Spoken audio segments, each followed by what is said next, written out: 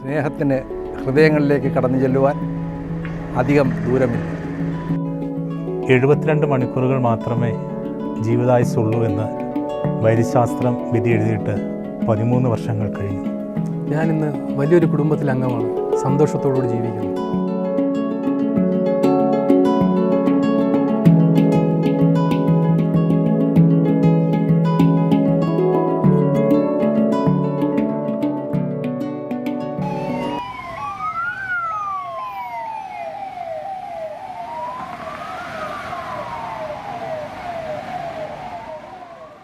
നമസ്കാരം, എൻ്റെ പേര് മനോജ് KS. പുഷ്പഗിരി മെഡിക്കൽ കോളേജിലെ ICU ആംബുലൻസ് ഡ്രൈവറാണ്. 2018 ഓഗസ്റ്റ് 13 എൻ്റെ ഈ ആംബുലൻസ് ജീവിതത്തിൽ മറക്കാനാവാത്ത ഒരു സംഭവം ഉണ്ടായി. കാലഘട്ടത്തിൻ്റെ വാർത്തയായി അവയവ കച്ചവടം മാറുമ്പോൾ കരുതലിൻ്റെ പങ്കുവയ്ക്കലായി അവയവദാനത്തിലൂടെ ഒരു കുടുംബം വ്യത്യസ്തമാകുന്നു. ക്രൂരതയുടെ മനുഷ്യക്കടത്തിലല്ല, കരുണയുടെ മനുഷ്യകർമ്മത്തിലാണ് ഊന്നൽ നൽകേണ്ടത് എന്ന് നമ്മുടെ സമൂഹം തിരിച്ചറിയേണ്ട സമയം അതിക്രമിച്ചിരിക്കുന്നു.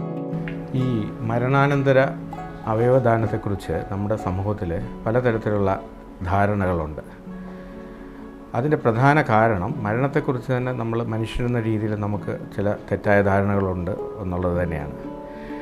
പൊതുവെ നോക്കുമ്പോൾ നമ്മൾ മനുഷ്യർക്ക് മരണം എന്ന് പറയുമ്പം ശ്വാസകോശം നിൽക്കുക, ഹാർട്ട് നിന്ന് പോവുക, ഇതൊക്കെയാണ് നമ്മൾ പൊതുവെ മരണം എന്നുള്ള രീതിയിൽ നമ്മൾ വിലയിരുത്തുന്നത്. പക്ഷേ ശാസ്ത്രം പറയുന്നത് യഥാർത്ഥത്തിൽ മരണം എന്നത് ഒരാളുടെ മസ്തിഷ്കം മരണപ്പെടുമ്പോഴാണെന്നാണ്. അപ്പോൾ മസ്തിഷ്ക മരണം സംഭവിച്ചു കഴിഞ്ഞാൽ ഒരാൾ അയാളുടെ പുറം ലോകവുമായിട്ടുള്ള എല്ലാ ബന്ധവും എന്നത്തേക്കുമായിട്ട് അവസാനിപ്പിക്കുകയാണ്. ചില പ്രത്യേക സാഹചര്യങ്ങളിൽ നമുക്ക് ചില മെഡിക്കൽ എക്യുപ്മെൻറ്റ്സിൻ്റെയും മറ്റ് മരുന്നുകളുടെയും സഹായത്തോടു കൂടി ഈ മസ്തിഷ്ക മരണം സംഭവിച്ച ആളുടെ മറ്റ് അവയവങ്ങൾ കേടുപാട് കൂടാതെ നമുക്ക് കുറച്ച് നാൾ തുടർന്നും പ്രവർത്തിപ്പിച്ചുകൊണ്ടേയിരിക്കാൻ സാധിക്കും. എല്ലാ കേസിലും അങ്ങനെ വരണമെന്നില്ല. മിക്കവാറും നമ്മൾ ഭൂരിഭാഗം ആളുകളും മരണപ്പെടുമ്പം നമുക്ക് നമ്മുടെ ഹാർട്ടും ബ്രെയിനും ശ്വാസകോശങ്ങളും എല്ലാം ഉടനടി നിൽക്കുകയാണ് ചെയ്യുന്നത്. പക്ഷേ ചില പ്രത്യേക സാഹചര്യങ്ങളിൽ, ഉദാഹരണത്തിന് തലച്ചോറിനുണ്ടാകുന്ന ചില ക്ഷതങ്ങൾ, അല്ലെങ്കിൽ ചില പ്രത്യേകതരം സ്ട്രോക്ക് പോലുള്ള അസുഖങ്ങളുടെ ഭാഗമായിട്ട് ബ്രെയിനിന് മാത്രമായിട്ട് ഡാമേജ് ആദ്യം വരികയും അത് തിരിച്ചു വരാത്ത രീതിയിൽ അങ്ങേയറ്റം വഷളായി തീരുകയും ചെയ്യുന്ന കേസുകളിൽ ഈ അവയവങ്ങൾ നമുക്ക് പ്രത്യേക മെഡിക്കൽ എക്യുപ്മെൻറ്റ്സിൻ്റെ സഹായത്തോടുകൂടി മറ്റ് അവയവങ്ങളുടെ ശേഷി അല്ലെങ്കിൽ ജീവൻ നമുക്ക് നിലനിർത്താൻ സാധിക്കും. കാത്തിരിപ്പിൻ്റെ ഇടവേളകൾക്കും അവയവം മാറുമ്പോഴുള്ള അനുഭവങ്ങൾക്കും കരുതലോടെ പങ്കുവച്ചത് 3 കുടുംബങ്ങളെ ഹൃദയത്തിൻ്റെ നൂലിൽ, സ്നേഹത്തിൻ്റെ ചരടിൽ കോർത്തിണക്കി ഇന്നും 3 കുടുംബങ്ങളുടെ ജീവിതങ്ങൾക്ക് കാവലാളായി മാറുവാൻ ഒരു തീരുമാനത്തിന് സാധിച്ചു. ഡ്രൈവർക്ക് ഓർമ്മകളും സ്വീകരിച്ചവർക്ക് മരിക്കാനാകാത്ത ഓർമ്മകളും പങ്കുവെച്ച് നൽകിയിരിക്കുകയാണ് കൊല്ലം ആശ്രാമം സജീവിൻ്റെ ഭാര്യ ലീന എന്ന ഒരു വ്യക്തിയുടെ തന്നെ അവയവങ്ങൾ 3 പേർക്ക് ദാനം ചെയ്തതിലൂടെ. 2018 ഓഗസ്റ്റ് 12 എനിക്ക് ട്രിവാൻഡ്രം മെഡിക്കൽ കോളേജിൽ നിന്നും KNOS നിന്ന് എനിക്ക് ഒരു കോള് വരുന്നത്. അവിടെ ഒരു പേഷ്യൻ്റ് ആക്സിഡൻ്റായിട്ട് കിടക്കുന്നു. അവരുടെ ബ്രെയിൻ ഡെത്താണ്. അവർ ഓർഗൻ ഡൊണേറ്റ് ചെയ്യാനായിട്ട് വില്ലിംഗ് ആണ് എന്ന് പറഞ്ഞുകൊണ്ടുള്ള ഒരു കോള് വരുന്നത്. പെട്ടെന്ന് തന്നെ 1 മണിക്കൂറിനുള്ളിൽ തന്നെ നമ്മൾ റെസിപ്പിനെ അറേഞ്ച് ചെയ്ത് ബാക്കിയുള്ള കാര്യങ്ങളെല്ലാം ചെയ്യണം എന്ന് പറഞ്ഞുകൊണ്ട് എനിക്ക് ഇങ്ങനെ കോള് വന്നു. അപ്പോൾ തന്നെ നമ്മുടെ ഒരു പ്രയോറിറ്റി ലിസ്റ്റിൽ ഏകദേശം ഒരു 4 വർഷം 5 വർഷം മുമ്പ് വരെ രജിസ്റ്റർ ചെയ്തിരിക്കുന്ന ഒരു 2-3 പേഷ്യൻറ്റിനെ നമ്മൾ കോണ്ടാക്റ്റ് ചെയ്തു, അവരോട് സംസാരിച്ചു. അതിൽ നിന്ന് ഒരു റെസിപ്പിൻ്റ് നമുക്ക് വില്ലിംഗ് ആയി. അങ്ങനെയാണ് നമ്മൾ അന്നത്തെ ഒരു ദിവസം നമ്മൾ അതിനു വേണ്ട അറേഞ്ച്മെൻറ്റ്സ് ചെയ്യുന്നത്. 2012 ഓഗസ്റ്റ് 12 മൃതസഞ്ജീവനി പദ്ധതി നിലവിൽ വന്നത്. 2018 ഓഗസ്റ്റ് 13 മൃതസഞ്ജീവനിയിലൂടെ 3 വ്യക്തികൾക്ക്, അതിലും ഉപരിയായി 3 കുടുംബത്തിന് 2ാം ജന്മം സമ്മാനിച്ചിരിക്കുകയാണ് ലീന. 2013 മുതൽ ചെറുതും വലുതുമായ 25ഓളം ശസ്ത്രക്രിയകൾ മൃതസഞ്ജീവനി പദ്ധതിയിലൂടെ കേരളത്തിൽ നടപ്പിലാക്കി. നമസ്കാരം, ഞാൻ ആശ്രാമം സജീവ്, കൊല്ലം സ്വദേശിയാണ്. എൻ്റെ വൈഫ് ലീന, ആദർശ അദ്വൈത് 2 മക്കളാണ്. ലീനയ്ക്ക് 2018 ഓഗസ്റ്റ് 12 വീട്ടിൽ ബാത്റൂമിൽ കുളിക്കാനായിട്ട് കയറിയപ്പം തല ഉറ്റി മറിഞ്ഞ് വീണ്, ബാത്റൂമിൽ വീണ് പൈപ്പടിച്ച് തലയിൽ ഹെഡ് ഇഞ്ചുറിയായി. അങ്ങനെ കൊല്ലത്തെ സ്വകാര്യ ആശുപത്രിയിലേക്ക് കൊണ്ടുപോയി തുടർന്ന് അവിടുന്ന് ട്രീറ്റ്മെൻറ്റ് കറക്റ്റ് ആവുന്നതിന് രണ്ടാമത് കൊല്ലത്തെ NS ഹോസ്പിറ്റലിൽ കൊണ്ടുപോയി. മൂന്നാമത് അവിടുത്തെ ട്രീറ്റ്മെൻറ്റ് കറക്റ്റ് ആവുന്നതിന് കൊല്ലം തിരുവനന്തപുരം മെഡിക്കൽ കോളേജിൽ എത്തിക്കുകയും അവിടെ നിന്നാണ് MRI സ്കാൻ ചെയ്യുമ്പോഴാണ് ബാക്കിൽ പൈപ്പടിച്ച് ഹെഡ് കണ്ടുപിടിക്കുന്നത്. അങ്ങനെ സൂപ്പർ സ്പെഷ്യാലിറ്റിയിലോട്ട് മാറ്റി മിഡിലോട്ടോട്ട് മാറ്റുമായിരുന്നു. അങ്ങനെ ഏകദേശം ഒരാഴ്ചയോളം ഹോസ്പിറ്റലിൽ ട്രീറ്റ്മെൻറ്റ് ചെയ്ത് അങ്ങനെയാണ് മസ്തിഷ്കമരണം സംഭവിക്കുന്നത്. അപ്പോൾ അന്നേരം എടുത്തൊരു തീരുമാനമായിരുന്നു അവയവങ്ങൾ ദാനം ചെയ്യണമെന്നുള്ളത്. മനസ്സിലുണ്ടായിരുന്നു. ലീനയുടെ ഒരു സ്വപ്നമായിരുന്നു ജീവിച്ചിരിക്കുമ്പോൾ അവയവം ദാനം ചെയ്യണമെന്നുള്ളത്. സാധാരണഗതിയിൽ ഒരു വ്യക്തിയുടെ കയ്യിൽ നിന്ന് വ്യക്തി മരണപ്പെട്ട് കഴിഞ്ഞാൽ അദ്ദേഹത്തിൻ്റെ മസ്തിഷ്ക മരണം സംഭവിച്ച അദ്ദേഹത്തിൻ്റെ വ്യക്തിയിൽ നിന്ന് നമുക്ക് മറ്റനേകം പേർക്ക് ഉപയോഗപ്രദമാകുന്ന രീതിയിൽ അവയവങ്ങൾ എടുക്കാം. ഹൃദയമെടുക്കാം, ശ്വാസകോശങ്ങളെടുക്കാം, 2 വൃക്കകളെടുക്കാം, ലിവർ എടുക്കാം, കുടലിൻ്റെ ഭാഗങ്ങളെടുക്കാം, കണ്ണെടുക്കാം, സ്കിന്നെടുക്കാം. അപ്പം നമുക്ക് ആലോചിച്ച് നോക്കാമല്ലോ എത്ര ആളുകൾക്ക് അതുകൊണ്ട് പ്രയോജനം കിട്ടുമെന്നുള്ളത്. ഈ അവയവങ്ങളൊക്കെ സാധാരണഗതിയിൽ നമ്മൾ ഈ ഒരു മരണാനന്തര അവയവദാന പ്രക്രിയ എന്നതില്ലായിരുന്നെങ്കിൽ ഈ അവയവങ്ങളൊക്കെ എന്നേക്കുമായി ആർക്കും ഉപയോഗമില്ലാതെ നഷ്ടപ്പെട്ടു പോകേണ്ടതാണ്. അത് മെഡിക്കൽ സയൻസിൻ്റെ സഹായത്തോടുകൂടി നമ്മൾ മറ്റ് ആളുകൾക്ക് ഒരു പുതിയ ജീവിതം നൽകുന്നതിന് വേണ്ടിയിട്ട് ഉപയോഗിക്കുന്ന ഒരു പ്രക്രിയയാണ് നമ്മൾ ഈ മരണാനന്തര അവയവദാനം. കേരള സർക്കാരിൻ്റെ നേതൃത്വത്തിലുള്ള മൃതസഞ്ജീവനി എന്നുള്ള പേരിൽ തന്നെ അതിനകത്ത് അതിൻ്റെ ഐഡിയയുടെ ഒരു സാരം അതിൽ തന്നെയുണ്ട്. ഒരു പുതിയ ജീവിതം 7-8 ആളുകൾക്ക് നമ്മൾ കൊടുക്കുകയാണ്. നമസ്കാരം. 2011 മെയ് 13 വളരെയേറെ ശാരീരിക ക്ഷീണം മൂലം കട്ടപ്പന സെൻറ്റ് ജോൺസ് ഹോസ്പിറ്റലിൽ കടന്നു ചെല്ലുകയും അവിടെ വച്ച് വൃക്കരോഗം സ്ഥിരീകരിക്കുകയും ചെയ്തു. 72 മണിക്കൂർ മാത്രം ജീവിതത്തിൽ ഇനിയുള്ളൂ എന്ന് ഡോക്ടേഴ്സ് വിധി എഴുതി. അവിടുന്ന് എത്രയും വേഗം കോട്ടയം മെഡിക്കൽ കോളേജിലേക്ക് കൊണ്ടുപോയെങ്കിൽ മാത്രമേ രക്ഷപ്പെടൂ എന്ന് പറയുവാനിടയായി തീർന്നു. കോട്ടയത്തെത്തി ഏകദേശം 45 ദിവസക്കാലം അവിടെ ICUവിലായിരുന്നു. അവിടെ വച്ച് ഡയാലിസിസ് ആരംഭിച്ചു. വളരെയധികം ബുദ്ധിമുട്ടേറിയ അനുഭവമായിരുന്നു അത്. അവിടെ നിന്ന് പല ആശുപത്രികളിലായിട്ട് ഡയാലിസിസ് ചെയ്തു. ഏകദേശം 7 ഹോസ്പിറ്റലിലോളം 1200-1300ഓളം ഡയാലിസിസ് ചെയ്യുകയുണ്ടായി. 2014 കടാവർ ട്രാൻസ്പ്ലാന്റിന് വേണ്ടി രജിസ്റ്റർ ചെയ്തത്. ഏകദേശം 2014 മുതൽ 2018 വരെയുള്ള 4 വർഷക്കാലം ഒരു വൃക്ക ലഭിക്കുന്നതിന് വേണ്ടി കാത്തിരുന്നു.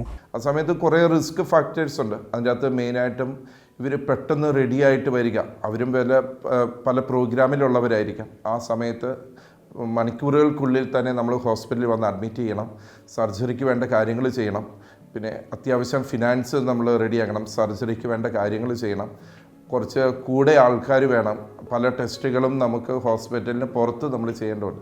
അങ്ങനെയുള്ള കുറേ റിസ്ക് ഫാക്ടേഴ്സ് ഉണ്ടായിരുന്നു. അങ്ങനെ അതേപോലെ തന്നെ നമ്മൾ ആ സമയത്ത് നമ്മൾ ട്രിവാൻഡ്രം മെഡിക്കൽ കോളേജിൽ ക്രോസ് മാച്ചിനുള്ള ഡീറ്റെയിൽസ് നമ്മൾ എടുക്കാനുണ്ട്.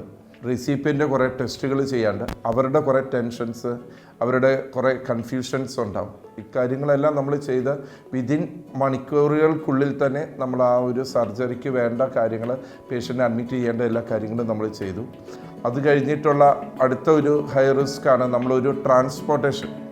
കാരണം കിഡ്നി എടുത്താൽ മാക്സിമം ഒരു 6 മണിക്കൂറിനുള്ളിൽ 4 to 6 hours നമ്മൾ വേറൊരാളിൽ വെച്ച് പിടിപ്പിക്കണം. കാരണം ഇത് വേറൊരു അവയവമാണ്, വേറൊരാളുടെ ശരീരത്തിൽ നിന്നും എടുത്ത് വേറൊരു ആളുടെ ശരീരത്തിലേക്ക് വെച്ച് പിടിപ്പിക്കുന്ന ഒരു പ്രക്രിയയാണ്. അപ്പോൾ അതിന് നമ്മൾ കുറേ സൊല്യൂഷൻ മരുന്നുകൾ ഐസ് ബോക്സിലൊക്കെ വെച്ച് നമ്മൾ അതിൻ്റേതായ പാക്ക് ചെയ്ത് വളരെ സൂക്ഷ്മതയോടുകൂടി കൈകാര്യം ചെയ്തു വേണം നമ്മൾ. ഒരു ചെറിയതായിട്ടെങ്കിലും എന്തെങ്കിലും ഒരു സംഭവിച്ചു കഴിഞ്ഞാൽ അത് റെസിപ്പിയനെ ബാധിക്കാനും അവരുടെ മരണത്തിന് വരെ സാധ്യതയുള്ള കാര്യമാണ്. അപ്പോൾ അതുകൊണ്ട് നമ്മൾ അത്രയും റിസ്ക് ആയിട്ട് അത്രയും സേഫ്റ്റി ആയിട്ട് വേണം നമ്മൾ കൊണ്ടുവരാനായിട്ട്. തിരുവനന്തപുരം മെഡിക്കൽ കോളേജിൽ നിന്നും ഒരു ഓർഗൻ ട്രാൻസ്പ്ലാന്റേഷൻ പുഷ്പഗിരിയിലെ ഒരു രോഗിക്ക് വേണ്ടി രാത്രി തിരുവനന്തപുരം മെഡിക്കൽ കോളേജിൽ നിന്നും ഈ കിഡ്നിയുമായി 1 മണിക്കൂർ 10 മിനിറ്റ് കൊണ്ട് പുഷ്പഗിരി മെഡിക്കൽ കോളേജിൽ എത്തിച്ചേരുകയും കേരള പോലീസിൻ്റെയും മറ്റ് സംഘടനകളുടെയും ഒരുപാട് സഹായം, വാഹനം വരുന്ന റോഡിലൂടെ ഒരുപാട് സഹായങ്ങളുണ്ടായി. പ്രത്യേകിച്ച് 2018 പ്രളയത്തിൻ്റെ തുടക്കം എന്ന് വേണമെങ്കിൽ പറയാം. ചെറിയ രീതിയിൽ മഴയുണ്ടായിരുന്നു. ഇതിനുശേഷം ഈ ഓർഗൻ കൊണ്ടുവന്നതിന് ശേഷം പിറ്റേ ആഴ്ച മുതൽ നല്ല മഴയും വെള്ളപ്പൊക്കവുമായിരുന്നു. ഒരിക്കലും മറക്കാനാവാത്ത ഒരു അനുഭവമാണ് എനിക്കുണ്ടായിട്ടുള്ളത്. വളരെ വേഗം ഈ ഓർഗൻ ഇവിടെ എത്തിക്കുകയും അതിന് ആ ഓർഗൻ ആ രോഗിയിൽ സർജറി ചെയ്യുകയും വിജയകരമാവുകയും ചെയ്തു. വർഷങ്ങൾക്ക് ശേഷം വീണ്ടും ആ രോഗിയെ മുട്ടുവാനിടയായി. വലിയൊരു അത്ഭുതമായിട്ട് എനിക്ക് തോന്നുന്നു ഈ യാത്രയും ഈ അനുഭവവും. 2018 ഓഗസ്റ്റ് 12-നാണ് എൻ്റെ സർജറി കിംസ് ആശുപത്രിയിൽ നടന്നത്. ചെയ്തത് ഡോക്ടർ വേണുഗോപാലും ഷബീർ അലി സാറുമാണ്. ശരിക്കും ഷബീർ അലി സാറാണ് എൻ്റെ സർജറി ചെയ്തതെന്നാണ് ഞാൻ പിന്നെ അറിഞ്ഞത്. ഡോക്ടർ വേണുഗോപാൽ അന്ന് മെയിൻ ഡോക്ടറാണെങ്കിൽ പോലും ഷബീർ അലി സാറാണ് ചെയ്തത്. അദ്ദേഹത്തിനെയും അദ്ദേഹത്തിൻ്റെ കൂടെയുള്ള സ്റ്റാഫുകളെയും വിശേഷിച്ചും ആ നഴ്സുമാരൊക്കെ എന്ന് പറയുന്നത് അവരെ ഒരിക്കലും നമുക്ക് മറക്കാൻ കഴിയില്ല. ആ തരത്തിലാണ് അവർ നമ്മളെ ട്രീറ്റ് ചെയ്യുന്നത്. അപ്പോൾ അവരെയും കൂടി ഈ അവസരത്തിൽ ഞാൻ സ്മരിച്ചുകൊണ്ട് ഈ ട്രാൻസ്പ്ലാന്റ് വളരെ വിജയകരമായി അവിടെ പൂർത്തിയായി. എങ്കിലും അതിനുശേഷമുള്ള ഒരുപാട് ബുദ്ധിമുട്ടുകളുണ്ട്. ഇന്നും ഞാൻ അത്തരം ബുദ്ധിമുട്ട് അനുഭവിക്കുന്നവനാണ്. എങ്കിലും ഒരു ജീവിതം തിരിച്ചു കിട്ടിയതിൻ്റെ സന്തോഷം മനസ്സിൽ വളരെ അധികമുണ്ട്. ഇന്ത്യയിൽ ഓരോ വർഷവും 5 ലക്ഷത്തോളം മരണം വൃക്കയോ കരളോ ഹൃദയമോ പാൻക്രിയാസോ മറ്റും തകരാറിലാകുന്നതിനാൽ സംഭവിക്കുന്നു എന്ന് കണക്കുകൾ രേഖപ്പെടുത്തുന്നു. ഏറ്റവും അടുത്ത വർഷങ്ങളിൽ അവയവത്തിനായി അപേക്ഷിക്കുന്നവരുടെ എണ്ണം നിരവധിയാകുമ്പോഴും അത് ലഭിക്കുന്നവരുടെ എണ്ണം വളരെ തുച്ഛമാണ്. വൃക്കകൾ അപേക്ഷിച്ചുകൊണ്ട് 1,25,000 പേർ അപേക്ഷ സമർപ്പിച്ചപ്പോൾ ലഭിച്ചതാകട്ടെ 10,000. കരളിനു വേണ്ടി 80,000 പേർ അപേക്ഷ സമർപ്പിച്ചപ്പോൾ ലഭിച്ചത് 3,000. ഹൃദയത്തിനു വേണ്ടി 10,000 പേർ അപേക്ഷ സമർപ്പിച്ചപ്പോൾ ലഭിച്ചതോ 250 മാത്രം. ഈ കണക്കുകൾ രേഖപ്പെടുത്തുന്നത് അവയവങ്ങൾ ദാനം ചെയ്യുന്നതിനും ജീവന്റെ കാവലാളാകുന്നതിനും ഇനിയും ധാരാളം പേർ താൽപ്പര്യപൂർവ്വം മുൻപോട്ട് വരണം എന്നുള്ളത് തന്നെയാണ്. ഇപ്പോഴും ഇതിനെപ്പറ്റി ചിന്തിക്കുമ്പോൾ നമ്മൾ ആ ഒരു വളരെ അഭിമാനത്തോടു കൂടിയും വളരെ സന്തോഷത്തോടും കൂടിയാണ് ഈ ട്രാൻസ്പ്ലാന്റേഷൻ അന്നത്തെ ട്രാൻസ്പ്ലാന്റേഷനെ പറ്റി നമ്മൾ ചിന്തിക്കുന്നത്. ഇതേപോലെ തന്നെ നമ്മൾ പേഷ്യൻറ്റും റെഡിയാണ്, ഡോണറും റെഡിയാണെങ്കിലും നമ്മൾ ഹോസ്പിറ്റൽ 2 ഡോണർ ഹോസ്പിറ്റലും റെസിപ്പിയൻ്റ് ഹോസ്പിറ്റൽ ആ മാനേജ്മെൻറ്റിനെ വളരെയധികം നമ്മൾ ഈ സമയത്ത് നമുക്ക് ചിന്തിക്കാതിരിക്കാനോ ഓർക്കാതിരിക്കാനോ പറ്റില്ല. കാരണം അവരുടെ വളരെ അകമഴിഞ്ഞ സപ്പോർട്ട് കൊണ്ട് മാത്രമാണ് നമുക്ക് സർജറി നടക്കുന്നത്. ആശ്രമം സജീവ് എന്ന് പറയുന്ന ഒരു വ്യക്തിയുടെ ഒരു നല്ല മനസ്സുകൊണ്ടാണ് എനിക്കിത് സാധ്യമായത്. ലീന അമ്മ എന്ന് പറയുന്നൊരു അമ്മ, അവർ അവിടെ ആയിരുന്നു എനിക്ക് കിഡ്നി കിട്ടിയത്. 3 പേരുടെ ജീവിതം അതുകൊണ്ട് രക്ഷപ്പെട്ടു.